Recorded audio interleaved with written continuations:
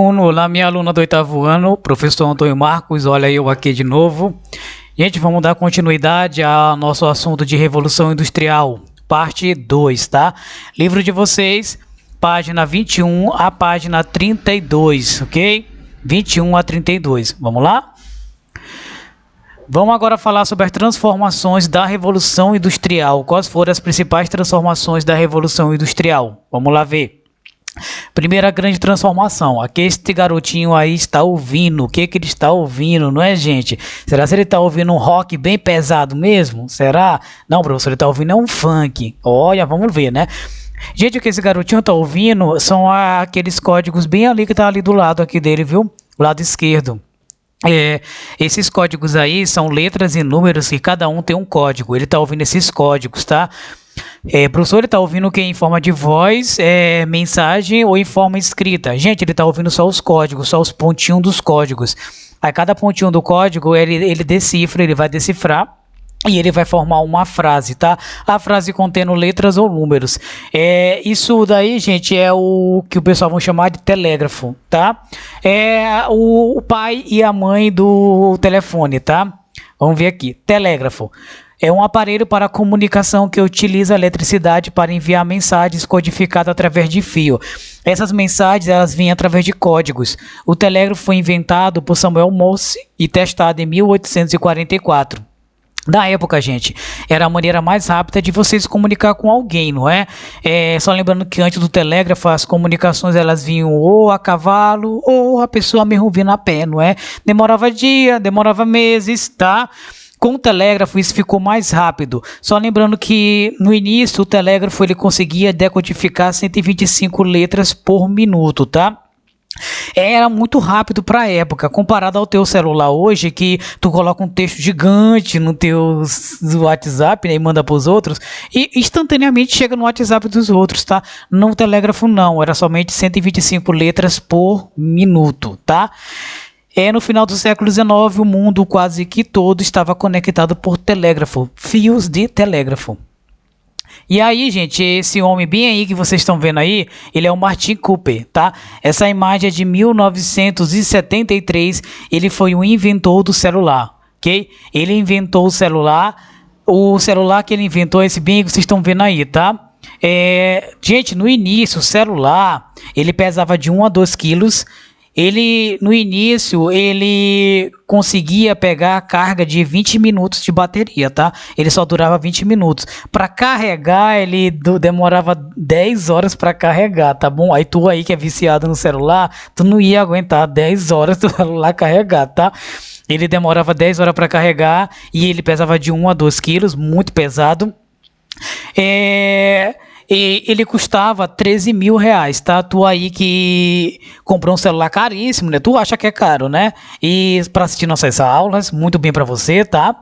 E tá achando que teu celular é caro porque você não viu quanto é que custava o primeiro celular, gente. Gente, o primeiro celular, ele custava 13 mil reais, que é esse bem aí do Martin Cooper, tá? E ele só foi vendido em 1983. Ele passou 10 anos de teste, que foi de 73 a 83. Também é uma revolução? É uma revolução. Nós estamos pegando aqui a parte do telégrafo, tá? Do telégrafo para o celular, ok? Vamos lá. Segunda grande transformação. A segunda que vem com duas, né? A máquina de fiação e o TA mecânico. A máquina de fiação é de 1770. O TA mecânico é de 1785. O que que uma máquina e outra tem a ver? Porque elas são máquinas de fiação de tecido, tá? Só lembrando que os primeiros anos da Revolução Industrial foram os anos de fábrica de fiação de tecido. Era para a produção de tecido, de lã, algodão, tá? Seda. Essa matéria-prima era mandada para as fábricas, lá tinha máquina de fiação ou TA mecânico, e lá elas eram transformadas em fios que iriam ser transformados em tecido e, por fim, poderia ter como finalidade a confecção de roupas. Como eu falei para vocês, um mundo anterior à Revolução Industrial era um mundo em que tinha o artesão e ele demorava muito para fabricar as coisas. Com a Revolução Industrial, com a máquina de fiação e o TA mecânico, tudo começou a ser mais rápido. Então, duas grandes transformações, a máquina de fiação de 1770 e o TA mecânico de 1785, duas transformações que colocaram a Inglaterra na liderança mundial de produção de tecido e comercialização de tecidos. E aí, na imagem, duas imagens, né? Vocês estão vendo máquina de fiação e TA mecânico. Ao lado esquerdo, adultos trabalhando em uma máquina de fiação e de TA mecânico, tá? Só lembrando que era constante acidente de trabalhadores, mas os trabalhadores, quando eles se acidentavam, eles eram ou demitidos ou mandados para casa e eles mesmo, por conta própria, eles iriam se cuidar. Hoje em dia é muito diferente, tá? E aqui à minha direita, acima de mim, tá? Crianças trabalhando em uma máquina de fiação, gente. Eu vou falar da parte de criança quando eu for falar da parte de trabalhadores, tá? Crianças trabalhando numa máquina de fiação. Mão de obra barata, tá? E mais de 50% da mão de obra das primeiras indústrias inglesas era composta por criança de 5 a 10 anos. Terceira grande transformação, gente, a locomotiva. Locomotiva, o trem. Até o final do século XVIII, o transporte terrestre era puxado por tração animal. Tinha ferrovia? Tinha, mas a maioria das ferrovias, elas não chegavam nem a 3 quilômetros ou menos, tá? Muito pequeno. E elas eram feitas somente para transporte simples de carvão ou pedra até o cais de embarque. Os vagões eram puxados um a um por cavalo ou ser humano, tá? Ali vocês estão vendo aqui ao lado esquerdo uma imagem, né, de uma ferrovia e tração animal aí puxando, né? Acho que são pessoas lá dentro, né? Vocês estão vendo como já tinha trilhos, mas só que esses trilhos não eram puxados, não tinham energia a vapor, tá? Era animal ou seres humanos. Isso até 1825, porque depois de 1825 tá? Foi inaugurado uma ferrovia entre as cidades inglesas. Agora não é mais uma ferrovia pequena de 2 quilômetros. 2 quilômetros são ligação de bairros. Mas em 1825 foi inaugurada uma ferrovia entre cidades inglesas. Essa ferrovia foi inaugurada, locomotiva, a partir da ideia do Richard Trevithick. Ele que em 1804 ele inventou a locomotiva a vapor. Agora não é mais ser humano ou animal puxando o vagão. Agora é a energia a vapor puxando o vagão, tá? Essa locomotiva do Richard Trevithick, ela foi importante e muito utilizada na produção, né, de matéria-prima e transporte de mina de carvão na região nordeste da Inglaterra, tá?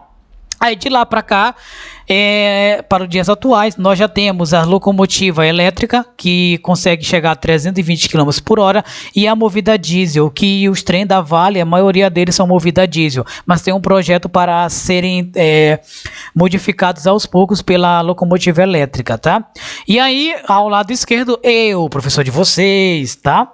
Eu aí, tirando uma foto bem bonita, perto do trem da Ferrovia Transnordestina, aí em Rosário. Essa foto foi perto lá da Secretaria Municipal de Educação, a CEMED, tá? Eu tirei uma foto na hora que o trem estava passando da Transnordestina. Foquem na foto, porque a atividade de vocês eu vou passar baseado na Ferrovia Transnordestina, aqui corta Rosário, tá? E aí, gente, a locomotiva do Richard Trevithick, tá? Essa era a locomotiva dele. Gente, era pequena, tá? Era bem engraçadinha, tá? É movida a vapor. Não, vocês não estão vendo mais seres humanos ou animal puxando a locomotiva, tá? Agora é o vapor. Era pequena, era, mas para a época foi uma revolução, porque agora é o vapor movendo essa locomotiva. E de lá para cá vocês viram o desenvolvimento das locomotivas, né? Prova disso são os trens que passam pela Transnordestina em Rosário. São trens grandes, tá? Comparado à locomotiva do Richard Trevithick.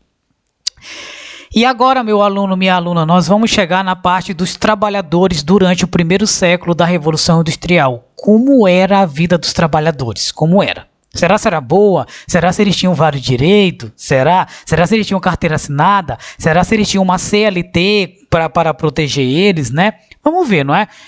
Gente, na imagem vocês estão vendo trabalhadores entrando em uma fábrica. Eles estão ali, a fábrica já deu o apito, né? Tinha que dar o apito da fábrica para os trabalhadores entrarem. E eles estão entrando numa fábrica, tá? Vamos lá. O que é que o trabalhador do início da Revolução Industrial não tinha que nós temos hoje? Nós que eu falo é quem é concursado, quem é contratado e quem é trabalhador de carteira assinada. Vamos ver. Primeira coisa, o trabalhador não tinha direito a férias. Férias, gente, de 30 dias, tá? Ou férias, aquela remuneração que é 1/3 a mais do salário do trabalhador. Gente, o trabalhador do início da Revolução Industrial não tinha férias. Trabalhava o ano inteiro. Isso se ele conseguisse chegar ao fim do ano na mesma fábrica, tá? Não tinha. Trabalhador trabalhava 16 horas por dia. Gente, vocês sabem que de acordo com as leis brasileiras, o trabalhador não pode passar de 8 horas por dia no trabalho. Passado disso, o trabalhador tem direito a hora extra ou folga no dia seguinte, tá? Então, mas no início da Revolução Industrial, os trabalhadores trabalhavam até 16 horas por dia. Trabalhador sem direito a hora extra ou folga. O trabalhador não tem direito a hora extra ou folga. Não tem direito. Tu trabalhou 17 horas no dia anterior, trabalhou porque era necessidade da tua fábrica. Não reclama. Tu não vai ter hora extra nem folga. Trabalhador sem direito ao 13º salário, que muitas famílias contam com o 13º salário para pagar suas dívidas, para fazer compra de Natal ou no mês de julho, né? Não tinha direito. Mulheres trabalhavam mesmo elas grávidas e tinham um salário menor que a dos homens e trabalhavam no mesmo ritmo dos homens, tá? Mesmo mulher grávida tinha que trabalhar. Não está dando mais como trabalhar grávida, cai fora da fábrica, tá? Crianças trabalhavam no mesmo ritmo dos adultos e ganhavam menos que os adultos. Criança trabalhando, de criança de 5, criança de 6, criança de 10, criança de 12 anos, trabalhavam no mesmo local que os adultos, tá? Era constante também criança quebrar máquinas e aí elas apanhavam. As crianças apanhavam lá no seu local de trabalho. Falar das crianças na imagem acima, né? Acima, vocês estão vendo crianças trabalhando em um comércio, tá? E normal, as crianças perdiam totalmente sua infância, mas elas tinham que trabalhar, elas viravam mini adultos. Tinha um castigo físico por algum erro ou algum dano causado a alguma máquina, principalmente para crianças. Hoje em dia é uma coisa impensável tu ver um patrão batendo no seu empregado lá no local de trabalho só porque ele quebrou alguma coisa. É uma coisa impensável. A Justiça do Trabalho vai lá e bota um processo para cima do patrão ou da empresa. Trabalhador demitido sem nenhum direito, tá? Tu não tá gostando mais da tua fábrica? É demitido, não ganha nada. Hoje em dia, se você for demitido, né? A não ser se for por justa causa, você ganha uma indenização da empresa. Trabalhador morando em cortiço na rua. Como o trabalhador, gente, no início da Revolução Industrial tinha um salário muito pequeno, não dava nem para pagar o aluguel de um quarto. Eles moravam em cortiços mesmo, aquelas casas que várias pessoas moram junto, ou na rua. Tá? Para muitos trabalhadores, era mais lucrativo você morar na rua. Porque você só tinha o dinheiro para pagar o que você comia, tá? Aí você morava na rua. Gente, aí a imagem que vocês estão vendo são crianças que trabalhavam em mina de carvão mineral na Inglaterra, tá? A imagem do século XX, início do século XX. Gente, veja o rosto das crianças. A pele fica contaminada quando você trabalha em uma mina de carvão mineral. As doenças respiratórias são constantes. Essas crianças, pouquíssimas delas vão chegar aos 18 anos. E elas tinham que trabalhar no último degrau, como vocês viram na aula passada, que é a parte que só cabia a criança, que era o túnel mais estreito, lá só cabia a criança, e essas crianças iam para lá. Temperatura horrível, que a cada 33 metros, como eu comentei, a temperatura aumentava 1 grau, e os túneis chegavam a 400 metros. Nesses 400 metros, no último túnel, é que as crianças eram colocadas. Salário horrível, e como eu falei para vocês, a vida não era fácil no início da Revolução Industrial, tá, gente? E como o trabalhador morava na rua, a maioria deles eram tratados como se fossem vagabundos. Eles apanhavam muito da polícia. Outra característica do trabalhador do início da Revolução Industrial, gente, é com relação ao alcoolismo e família desestruturada. O trabalhador do início da Revolução Industrial, ele buscava uma válvula de escape, que é uma forma dele se distrair, tá? A válvula de escape deles, infelizmente, era o alcoolismo, porque eles trabalhavam 16 horas por dia e eles tinham que estar em pé no outro dia no trabalho. O que movia eles era o álcool, tá? A bebida. E com o alcoolismo vem a família desestruturada. O trabalhador não sabe nem quem é seu filho, onde está seu filho. A trabalhadora, coitada, também está cansada. E os filhos ficavam o dia todo na rua, quando não na fábrica. E aí isso criava uma bolha, um vício enorme em que não tinha espaço para a família. A família era uma coisa que não existia, até porque o trabalhador, a maioria deles morava na rua mesmo, tá? Então, outra consequência da Revolução Industrial dos primeiros anos é alcoolismo em alta e famílias desestruturadas. E aí vamos finalizar, gente, com o ludismo. O que foi o ludismo, professor, que tem lá no meu livro? Ludismo foi um movimento de trabalhadores que se uniram e revoltaram-se contra as fábricas no início da Revolução Industrial. A revolta era com relação às máquinas, porque esses trabalhadores do início da Revolução Industrial, eles eram a maioria artesãos, e como eles perderam o emprego para as máquinas, eles se revoltaram, entravam nas fábricas e quebravam as máquinas. Eles também foram conhecidos como quebradores de máquinas. A polícia reprimiu os ludistas com todo o rigor da época, batendo muito neles e prendendo, tá? O ludismo foi um movimento que foi forte de 1811 a 1816, tá? E o ludismo, o termo vem devido a um lendário trabalhador chamado Ned Ludd. E ele foi, de acordo com as pessoas, o primeiro trabalhador a quebrar uma máquina. E gente, por aqui a gente fica. Eu espero ter contribuído com vocês. Também apoiado pelo livro de vocês, né? Vocês vão dar uma lida no livro de vocês. E a gente vai se ver na próxima aula e também na nossa atividade que eu vou passar para você lá na plataforma, viu? Gente, até, ok? E a gente se vê aí. Tchau!